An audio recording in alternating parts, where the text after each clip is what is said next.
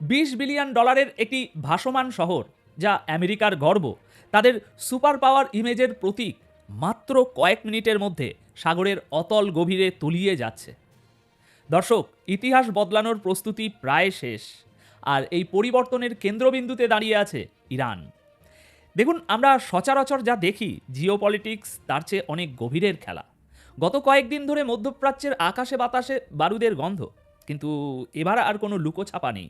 Iran সরাসরি challenge ছুড়ে দিয়েছে, এবং এই চ্যালেঞ্জ কোনো সাধারণ হুমকি নয়।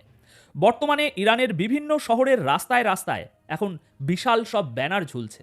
সেখানে স্পষ্ট ভাষায় আমেরিকাকে সতর্ক করা হয়েছে। আমেরিকা তাদের সর্বাধুনিক aircraft carrier USS Abraham Lincoln নিয়ে এখন খুব চিন্তিত। ওদিকে চীন কেন এই ঘটনাতে আড়ালে বসে মুচকি হাসছে, আর নিজেদের ঘর সামলাতে না পারা ব্রিটেন কেন আবার এই আগুনের মধ্যে ঝাঁপ দিতে চাইছে? আজকের এই প্রতিবেদনে আমরা ইমোশন নয়, হার্ড ফ্যাক্টস এবং লজিক দিয়ে এই পুরো ছকটা বোঝার চেষ্টা করব। তাহলে সবার আগে আসি ওই ব্যানারগুলোর কথায়, যা এখন ইরানের বিভিন্ন শহরের রাস্তায় রাস্তায় ঝুলছে। দেখুন, আন্তর্জাতিক রাজনীতিতে সিম্বলিজম বা প্রতীকী ভাষা খুব গুরুত্বপূর্ণ।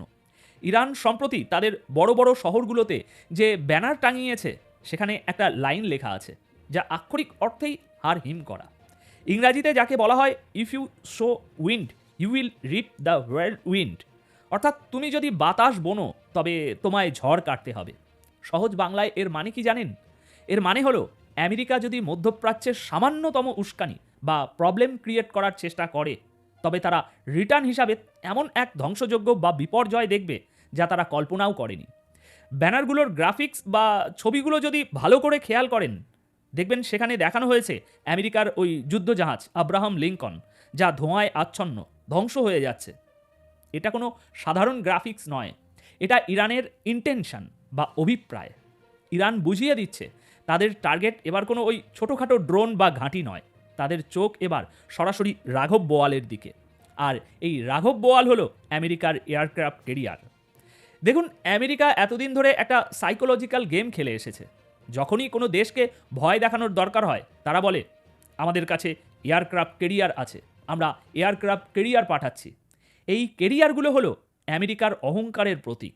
তারা ভাবে 100টা যুদ্ধ বিমান নিয়ে যখন এই ভাসমান দুর্গ সাগরে ভাসবে, তখন পৃথিবী ভয়ে কাঁপবে। কিন্তু এবার প্রকৃতি হয়তো অন্য কিছু ভেবে রেখেছে। ইরানের এই ব্যানারগুলো বলছে তারা এই অহংকারকেই ধুলিওয় মিশিয়ে দিতে প্রস্তুত। এখন প্রশ্ন হলো, ইরান কি আসলেই আমেরিকার এয়ারক্রাফট ক্যারিয়ার ডোবাতে পারবে, নাকি এটা শুধু কথার কথা? আসুন টেকনিক্যাল দিকটা দেখি। দর্শক, ইরান এবার এমন এক অস্ত্র ব্যবহারের ইঙ্গিত দিচ্ছে যা তারা আগে কখনো ব্যবহার করেনি। সেটা হলো হাইপারসনিক মিসাইল। আপনারা যারা সামরিক খোঁজখবর রাখেন, তারা জানেন হাইপারসনিক মিসাইল শব্দের চেয়ে 5 থেকে 20 গুণ বেশি গতিতে ছুটতে পারে। মানে চোখের পলক ফেলার আগেই টার্গেট শেষ। আমেরিকার এয়ারক্রাফট ক্যারিয়ার যেমন ইউএসএস আব্রাহাম লিঙ্কন নিঃসন্দেহে শক্তিশালী, কিন্তু মনে রাখবেন, এটা শেষ পর্যন্ত একটা জাহাজ, জলে ভাসমান একটা টার্গেট। আমেরিকা যতই দাবি করুক তাদের ডিফেন্স সিস্টেম শক্তিশালী, তবে হাইপারসনিক মিসাইলের গতির কাছে বর্তমানের অনেক ডিফেন্স সিস্টেমই অকার্যকর। ইরানের কাছে আছে ফাতা-1, ফাতা-2 মতো হাইপারসনিক টেকনোলজি। যদি $20 বিলিয়ন এই আব্রাহাম লিঙ্কন ক্যারিয়ারে একটা হাইপারসনিক মিসাইল হিট করে, তবে সেটা শুধু একটা জাহাজ ডুবি হবে না, সেটা হবে আমেরিকার সুপার পাওয়ার স্ট্যাটাসের মৃত্যু ঘণ্টা। সারা বিশ্বের মিডিয়ায় হেডলাইন হবে আমেরিকার এয়ারক্রাফট ক্যারিয়ার ধ্বংস। তাহলে ভাবুন তো, এরপর আমেরিকার ওই তথাকথিত ভয় কি আর কারো মনে থাকবে? একদমই না। আর ইরান ঠিক এই জায়গাটাতেই আঘাত করতে চাইছে। তবে এই পুরো ঘটনায় পর্দার আড়ালে একজন খুব খুশি, তিনি হলেন শি জিনপিং। কিন্তু কেন? কারণটা খুব সিম্পল। এই ইউএসএস আব্রাহাম লিঙ্কন বা অন্যান্য ক্যারিয়ার গ্রুপগুলো সাধারণত সাউথ চায়না সিতে চীনকে ভয় দেখানোর জন্য রাখা হয়। এখন সেই ক্যারিয়ার যদি মধ্যপ্রাচ্যে এসে ইরানের মিসাইলের আঘাতে ধ্বংস হয়, তবে চীনের জন্য সেটা হবে লটারি জেতার মতো। চীন হয়তো মনে মনে ভাবছে, ভাই ইরান, তোমার কত টাকা লাগবে বলো? 1 বিলিয়ন, 5 বিলিয়ন আমরা দিচ্ছি, তুমি শুধু আমেরিকার এই $20 বিলিয়ন খেলনাটাকে ধ্বংস করে দাও। কারণ আমেরিকার এই ক্যারিয়ারগুলো যদি একবার অকেজো প্রমাণ হয়, তবে তাইওয়ান নিয়ে আমেরিকার দাদাগিরি আর চলবে না। চীন তখন ফাঁকা মাঠে গোল দেবে। অর্থাৎ ইরানের এই যুদ্ধটা শুধু ইরানের নয়, এটা পরোক্ষভাবে রাশিয়া এবং চীনেরও যুদ্ধ। তারা চায় আমেরিকা একবার এই ফাঁদে পা দিক, আমেরিকা তাদের কেরিয়ার নিয়ে আসুক, আর ইরান সেটাকে টার্গেট প্র্যাকটিসের বস্তু বানাক। মনে রাখবেন, যখন সবাই ভাবছে আমেরিকা শক্তি দেখাচ্ছে, আসলে আমেরিকা তাদের সবচেয়ে বড় দুর্বলতা এক্সপোজ করে ফেলেছে।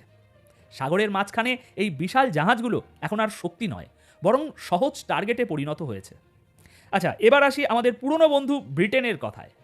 সেই কথায় আছে না, যার নেই কোনো গুণ তার নাম বেগুন। ব্রিটেনের অবস্থা এখন অনেকটা তেমনই। খবর এসেছে ব্রিটেন তাদের টাইফুন যুদ্ধবিমানগুলো কাতারের ঘাঁটিতে পাঠাচ্ছে এবং আমেরিকার সাথে এই যুদ্ধে যোগ দেওয়ার প্রস্তুতি নিচ্ছে। এখানে আমার প্রশ্ন হলো, ব্রিটেনের এই যুদ্ধে জড়ানোর মূরত কি আদৌ আছে?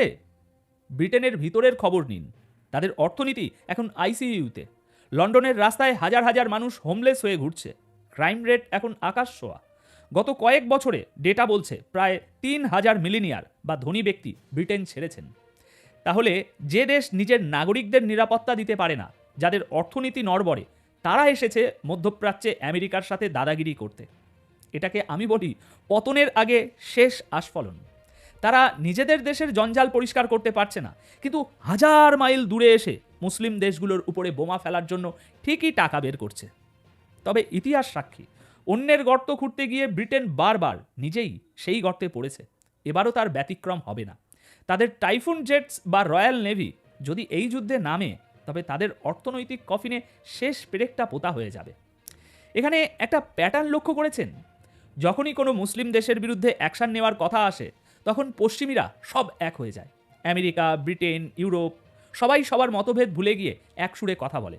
ফিলিস্তিন হোক, ইরাক হোক, সিরিয়া বা ইরান, তাদের ফর্মুলা একটাই, সবাই মিলে মারো। কিন্তু এবার দিন পাল্টাচ্ছে। ইরানের আগের নেতৃত্বের মধ্যে কিছুটা হলেও ডিপ্লোম্যাসি বা আলোচনার মানসিকতা ছিল, কিন্তু তাদের সকলকে টার্গেট কিলিং করে ইতিমধ্যেই মেরে দেওয়া হয়েছে। আর এখন যারা দায়িত্বে এসেছেন, তারা পুরোপুরি হার্ডলাইনার। ইরানের বর্তমান নেতৃত্ব, তাদের কথা পরিষ্কার, আলোচনা শেষ, এবার হবে অ্যাকশন। তারা বুঝতে পেরেছে আমেরিকা বা ইসরায়েলের সাথে ভালোভাবে কথা বলে কোনো লাভ নেই। তাই তারা এখন নিজেদের সব শক্তি, সব রিজার্ভ মিসাইল ব্যবহার করার সিদ্ধান্ত নিয়েছে। ইরান জানে যদি তারা এখন পাল্টা আঘাত না করে, তবে আমেরিকা তাদের শেষ করে দেবে। তাই ডু অর ডাই সিচুয়েশনে ইরান এখন আগের থেকে অনেক বেশি ভয়ঙ্কর। দেখুন, ভিডিওর এই পর্যায়ে এসে একটা কথা খুব স্পষ্ট করে বলতে চাই। আমেরিকা এতদিন ধরে যে সুপার পাওয়ারের মুখোশ পড়েছিল, আফগানিস্তান থেকে পালানোর সময়ই সেটাতে ফাটল ধরেছিল। এখন মধ্যপ্রাচ্যে যদি তাদের এই এয়ারক্রাফট ক্যারিয়ার ক্ষতিগ্রস্ত হয়, তবে সেই মুখোশটা এবার পুরোপুরি খসে পড়বে সারা বিশ্বের সামনে। ইরানের জনগণ, এমনকি রাশিয়া ও চীনের শাসকরা সবাই তাকিয়ে আছে এই একটা ঘটনার দিকে। যদি ইরানের মিসাইল তার লক্ষ্যে আঘাত আনতে পারে, তবে আপনারা দেখবেন তেহরানে তো বটেই, মস্কো আর বেইজিংয়েও আতশবাজি ফুটবে। কারণ আমেরিকার পতনের শব্দটা ওখান থেকেই সবচেয়ে জোরে শোনা যাবে। আমেরিকা হয়তো ভাবছে তারা এই অঞ্চলে নতুন করে আধিপত্য বিস্তার করবে, কিন্তু পরিস্থিতি বলছে তারা হয়তো তাদের কফিনের মাপটা নিতেই এখানে এসেছে। এখন আপনাদের কাছে আমার প্রশ্ন, আপনার কি মনে হয় ইরানের হাইপারসনিক মিসাইল কি সত্যি আমেরিকার এই অত্যাধুনিক ডিফেন্স সিস্টেম ভেদ করে এয়ারক্রাফট ক্যারিয়ার ডুবিয়ে দিতে পারবে, নাকি আমেরিকা আবারও কোনোভাবে পার পেয়ে যাবে? কমেন্ট সেকশনে আপনার মতামত অবশ্যই জানাবেন। আর হ্যাঁ, জিওপলিটিক্সের এমন গভীর বিশ্লেষণের জন্য আমাদের চ্যানেলটি সাবস্ক্রাইব করতে ভুলবেন না। দর্শক, এতক্ষণ ভিডিওটি শেষ পর্যন্ত দেখার জন্য আপনাদের সবাইকে অসংখ্য ধন্যবাদ এবং কমেন্টে জানিয়ে দিন আপনার গুরুত্বপূর্ণ মতামত, যে ইরান আর আমেরিকা নিয়ে আপনার মতামত, এবং চ্যানেলটি সাবস্ক্রাইব করে আমাদের সাথেই থাকুন।